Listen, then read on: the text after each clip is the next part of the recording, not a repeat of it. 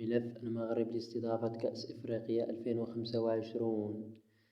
ملعب محمد الخامس بالدار البيضاء. طاقة استيعابية لهذا الملعب حوالي 67,000 متفرج، وهو ملعب لنادي الوداد والرجاء الرياضيين. ملعب أدرار بأكادير. طاقة استيعابية لهذا الملعب حوالي 45,000 متفرج، ويلعب في هذا الملعب نادي حسنية أكادير. ملعب مولاي عبد الله بالرباط. طاقة استيعابية لهذا الملعب حوالي 52,000 متفرج، وهو ملعب لنادي الجيش الملكي.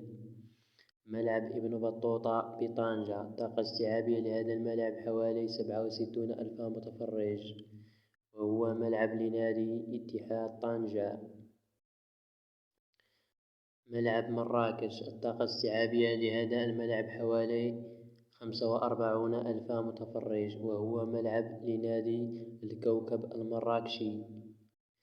ملعب فاس. الطاقة الاستيعابية لهذا الملعب حوالي 45,000 متفرج، وهو ملعب لكل من الوداد الفاسي والمغرب الفاسي.